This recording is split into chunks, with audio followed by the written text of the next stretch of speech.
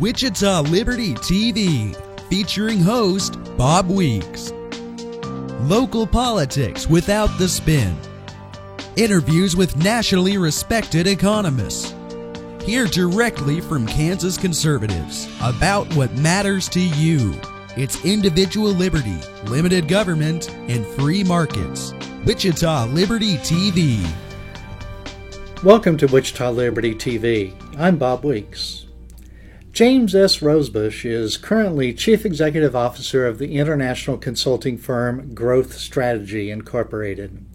He served in the Reagan White House as Deputy Assistant to the President, the Chief of Staff to the First Lady, and was a senior advisor where he managed the President's Private Sector Initiative program designed to engender private sector solutions for public problems. He is a native of Flint, Michigan, and now lives in Washington, D.C. area. He's written a book about his years working for Ronald Reagan. The book is titled True Reagan: What Made Ronald Reagan Great and Why It Matters. It was published in April. Now, James Rosebush. Well, James Rosebush, welcome to Wichita Liberty TV. So, Ronald Reagan, who you worked for, he was really pretty funny, wasn't he? I know that there's one quip he said in his speech. Thomas Jefferson once said, "We should never judge a president by his age, only by his works." And ever since he told me that, I've stopped worrying. So that's, pushing back at people who perhaps criticized his age. And then the really famous one, I think, that I remember and people remember is during the debate with Walter Mondale, when he said, "I will not make age an issue of this campaign. I am not going to exploit for political purposes my opponent's youth and inexperience." So, did he make that up on the fly, or was he prepared beforehand with some responses if there were questions about his age? Oh, Bob, I think it was a combination of a strategy, but then, as Luke Hannon says in his book, this pointed humor. And Reagan was always purposeful in his humor, by the way. He always used it to make a point, and to make it subtly, and to make it in a way that was friendly, actually, never enemy fire. And Luke Hannon says that this showed a very quick wit on the part of Reagan, and an ability to pull together a number of concepts or ideas and ping it out, in this case, for your to best your opponent. So Reagan loved humor, and every morning there was a gridlock of people waiting to get into the Oval Office to tell Reagan the latest joke. Okay. And I always say he was the best customer because he would roar with laughter at any story you told him or any joke, some of them off color, which he couldn't use again. But there was a real competition. Who told Reagan the best joke today? And I always felt inadequate in that category because I was never a great collector of jokes or humor, and I'd watch my colleagues going in there one after the other telling the president jokes. And I remember Nancy Reagan on the phone with a great humorist of the time, person who wrote jokes and stories, and she'd be listening to him on the phone and then retell these stories to the president for his use. So do you think that his love of humor and people coming in to tell him jokes, did that help kind of ratchet down the tension of being president? Because I imagine it's a pretty tense job being president, and it seems like humor might be able to help that in some way. Humor was a device for Reagan because he was a strictly impersonal leader. He never wanted any focus on him and his personality. And the way he deflected that, going back to his days in Hollywood, was to tell stories and humor, because it would throw the person off. And they wouldn't necessarily be focusing on you, but they'd be focusing on the joke. And it was a strategy of Reagan. In fact, in my discussions with some of his old Hollywood pals, they would recount how Reagan was this inveterate storyteller, perhaps a little bit too frequent a storyteller, and telling some of these stories over and over again, and people became a little impatient with it. And I think by the time Reagan got to the White House, he had edited down this storytelling and made it more focused and purposeful, as I say. But it was a strategy on his part, both to use it to his advantage as a leader, but also to deflect interest in him as a person. Interesting. So I think Reagan really was, I think, a transitional, a really important figure in the last century or so. because the Cold War ended, or at least he set up for it to end while he was president. And also, he really righted our economy and set in motion what some people call the Great Moderation, a period of 20 or 25 years of relative prosperity. Were those the two biggest accomplishments, do you think, of his tenure as president? Well, they were, I think, Bob, but I think you also have to look at the underlying strengths that Reagan brought out to American culture and America's standing in the world. So he knew that, first of all, in addition to doing the topical things, the most urgent things, correcting the economy and restoring our relationship with our allies and America's self-confidence, really. Mm-hmm. He was really focused on those, I would say, underpinning elements of American culture, government, and society, which had waned under the preceding administration. Right. Jimmy Carter admitted that. Yes, the Great Malaise speech is one of the most famous speeches we still remember. Yes, and Reagan didn't believe in that at all. He knew the American people were better than that. They deserved better, and that their government not only allowed that, but promoted that. It promoted a society of abundance and freedom. And Reagan was a freedom fighter. Wherever he saw governments, fledgling democracies struggling for freedom, he tried to support them. And he knew that strengthening the American fundamentals and our confidence in them would help him achieve what he needed to do in foreign policy as well. So he had to sort of right the ship. Mm-hmm. In terms of, he didn't have to change anything constitutionally, right. And he had tremendous respect for our tripartite form of government, and he always called the Congress that great deliberative body. So he wanted to work within the context of what he appreciated and respected so much. But I think he wanted to get the fundamentals right first. Mm-hmm. And I think I noted in some of the material you wrote that not only did Reagan believe I need to do good things, or I want to set up a good environment for America, he also believed that people across the world that were suffering under dictatorships and so forth also deserved to live the American dream, so to speak, at least to have the type of freedoms that we enjoy here. So. Yes, I remember one day, actually, after I had several years after I left the White House, I was giving a speech in New York, and a woman came after the speech. She came barreling down toward the stage and tears streaming down her eyes, and I thought, oh no, what have I said, something to offend her? And I tried to avoid her by ducking into the green room, but no, she wouldn't have anything. She wouldn't have any of that. And so I finally decided, well, I'm going to talk to her and get to the bottom of it. And through tearful admission, she told me that Reagan had saved her life. Mm-hmm. And the way he had saved her life is that she was Russian. She was a Soviet citizen. She'd grown up there, and she listened to Reagan's voice and what he said on Radio Free Europe, or Voice of America, and talking about American values. And she would lay in her bed and she pictured America as an actual paradise. And she thought, if I could only get there, if I could live free and I could use my talents. So she finished her PhD in economics at the University of Moscow, and she was one of the Jewish individuals that were released from the Soviet Union, came to the United States in a brokered deal with Gorbachev in 1987. And she went directly to work on Wall Street and became outrageously successful financially. And she thought about and was so grateful that Reagan had brought her freedom, and that I think, moreover, he had placed this dream in her heart, and he defined it just the way he defined American exceptionalism. And as you point out, he didn't believe in American exceptionalism because he felt the American people were exceptional. He believed in it because he knew the American ideals were exceptional, and he believed that anyone who sought freedom, actually, he believed that everyone deserved freedom. It was their God-given right. So he was working really for global freedom, not just to sustain the people of the United States and for their enjoyment. Well, very good. Let's take a moment off for a commercial break on Wichita Liberty TV. We'll be right back.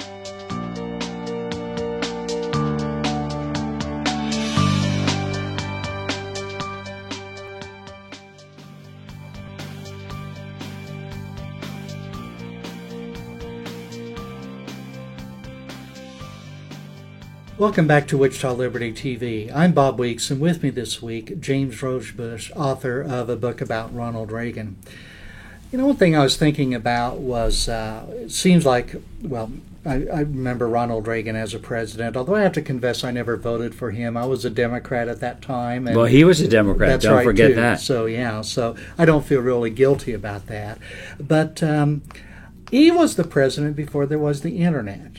It might have been, in the research lab at that time, but certainly not something that people use every day like they do today or even 10 years ago. He was even president before there were cell phones, really widespread use. So I was trying to think of a question that didn't sound trivial, but how are things different today in the age of the Internet? Is it just a cosmetic difference, or is it really a difference in the way people have to run for office and then also govern once they're in office? Well, of course, it's a massive difference. We actually had the first cell phone. We used radios to communicate with each other when we were out on the road in the White House or on Air Force One traveling around the world. We had, one of my friends in the White House had the first cell phone, which was a very cumbersome piece of equipment. You can imagine, with a big antenna on it. And he didn't really have anyone to talk to, but he had one. Of course, the biggest change, though, Bob, is cultural. So the extent to which social media platforms and the Internet have changed politics and government in our country is really deeply fundamental and has changed our culture so much that it has really celebrated the individual personality of politicians and made them feel as if they can just get out 24/7, if they can tweet out or they can text or they can email or they can saturate social media with information about them, their adversities, their disabilities, their opinions, without any respect for authenticity in some cases or fact-checking. You can really launch a campaign that can have very marked impact, I think, in either direction, opposing or supporting an individual, based on complete fabrications. In the internet world, there's no such thing as fact checking. And I think if you stand up in front of a live audience and say something, you better be able to defend it, or even in the written word, you have to be able to defend it, and you can't necessarily plagiarize other people's ideas either, especially in the written word. So those forms of communication have some kind of checks and balances. With social media and the aggressive kind of instant communicating that we have today, it's really set up an entirely new universe of how politics is done. And we know that, both the fundraising side, the policy side, the platform side, and what people are able to do to use social media to impact voters is massive. And I think conservatives in particular haven't grasped to the extent they need to the full import of, let's say, dare I say, the utility of it, because I think it can be very damaging. But let's just say they haven't really fully grasped, I think, how to use it as aggressively as perhaps liberals have. And even as new as the Internet and social media are, if we thought this time last year that we pretty much knew how to use social media for a political campaign, all of a sudden along comes Donald Trump, who has really pushed it in a whole different direction as far as using social media. And there's estimates that he was able to gain about $2 billion worth of earned media that he didn't have to pay for. So big change there too, I think. Well, I think it's interesting. So today we see the comparative numbers between what Hillary Clinton has been able to raise and what Trump has raised. And yet, just like everything else about Trump, it may be irrelevant, because he may be able to use free media somewhat to the extent he has in the past, not in the same way, because if you have paid media, you can, of course, have a targeted message. Free media, you have to be very canny about how you creatively create controversy. And that is what has been Trump's real sweet spot. He has been able to use controversy to frame his opponents and to get free media. Now, when it comes to paid media and defining your opponent, that's costly. That's another matter. Paid media being advertising, the Yes. earned media we've talking about. Is we've been news media, Yeah, yes. so when Donald Trump calls in, or any candidate calls in or appears on Fox News or MSNBC, they don't pay for that. That's we call it earned media, Yes. but free, I think what you say there. So would Ronald Reagan have any advice for Donald Trump, do you think, today, now that we're pretty sure Donald Trump's going to be the candidate for the Republican Party? Ronald Reagan wasn't a frequent advice giver, but you know that he had this 11th commandment, never speak ill of thy fellow Republican. Ronald Reagan never really spoke ill of anyone. He didn't see his opponents as enemies. So he had this unusual quality of looking perhaps right through them or not really being affected by them. And he surely would never use his opponents' features, both physical or mental, to his advantage. Or poke fun at their religion. Well, or no, something like he didn't that. need to do that. He really functioned at a level above that kind of politics, and I think that's one of the things that makes him both still sought out today. You know, I'm on this big 30-city book tour, and people they just can't get enough Reagan. Tell us more. Tell us more. Tell us more. How can we get a Reagan-type leader back in the White House and globally? We need leaders of character desperately. We're in a very, very bad situation today politically. So there's just so much interest in what was it that made Reagan so great. And I think people are perhaps, at least I hope, trying to figure this out and try to think about how we can promote more character-based leadership in the world instead of this, as I call it, personality-based political leadership. Oh, very good. Let's take another moment off for a commercial break. This is Bob Weeks for Wichita Liberty TV.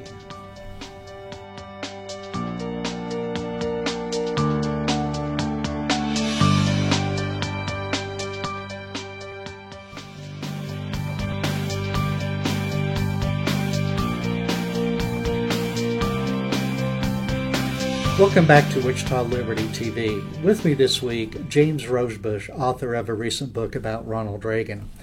So today, Ronald Reagan held in very high regard by conservatives. I think at one of the Republican debates this year, the question was, who's a hero of yours other than Ronald Reagan? Because everybody might have said Ronald Reagan.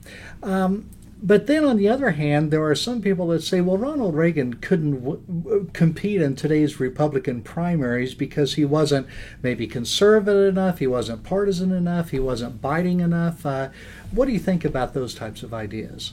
Well, of course, when we were in the White House itself, we were blasted for not being conservative enough. And yet Ronald Reagan was the most conservative president that America had ever had.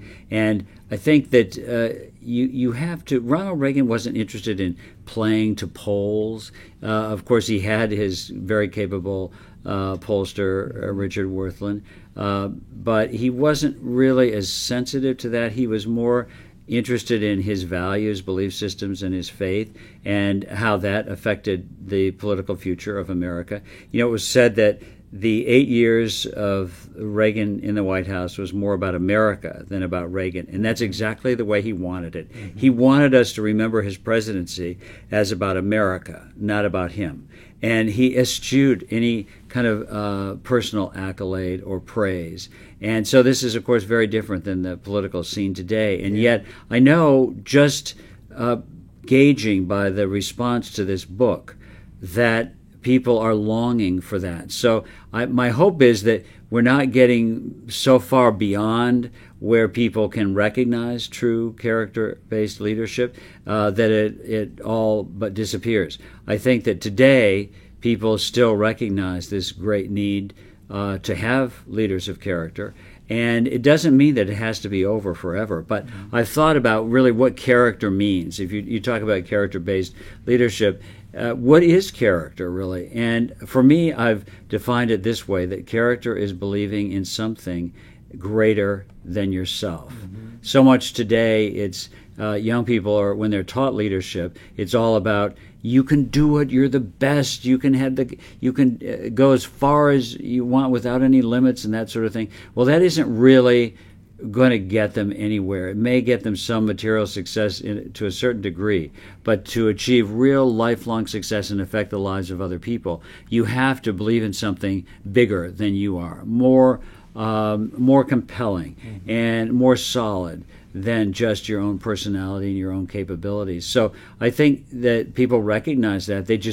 They're having a hard time finding it. Of course, we have leaders of character today, but they're harder to find, and perhaps they're more reticent to talk about it. We have some fine members of Congress, for example, that do exhibit these qualities of character-based leadership, but we need many more of them, and we need them in our president. So a few months ago, David Bobb, who's president of the Bill of Rights Institute, was here on this show, and he's written a book about humility in leadership. Is that something you describe to Ronald Reagan too? Oh, I think it's one of his central principles. He had on his desk that great Resolute desk, which was a gift from Queen Victoria to the American people, this gold embossed statement, "There's no limit to what a man can achieve or how far he can go if he doesn't care who gets the credit." Yeah. Ronald Reagan was a guileless person.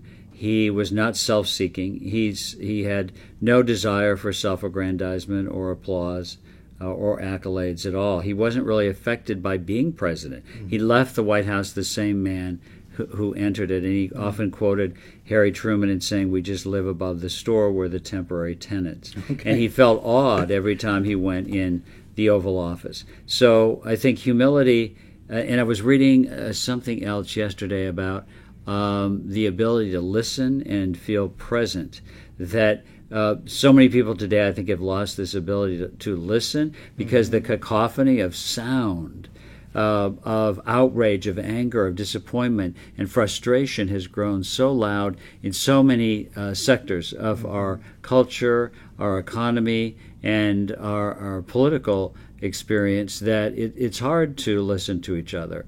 And I think that it's nice to have a civil conversation with you today, as a matter of fact. But I think listening and humility are soulmates. Mm-hmm.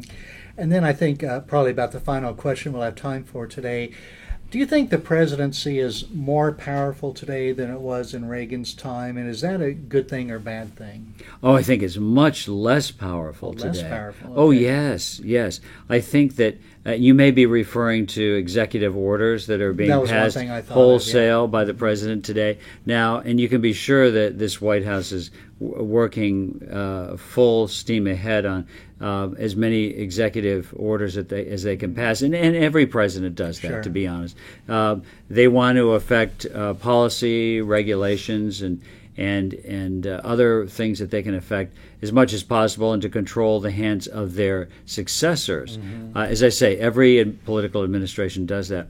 But I'd have to say, at the time I had the great honor of serving President Reagan and being in the White House, the global focus on the White House was massive. Mm-hmm. We had a gridlock of other heads of state seeking to come and meet with President Reagan. America's standing was so tall and had such respect, and America's light was shining so brightly that the rest of the world wanted to follow us. In fact, even if they didn't agree with Reagan politically, they wanted to be like him.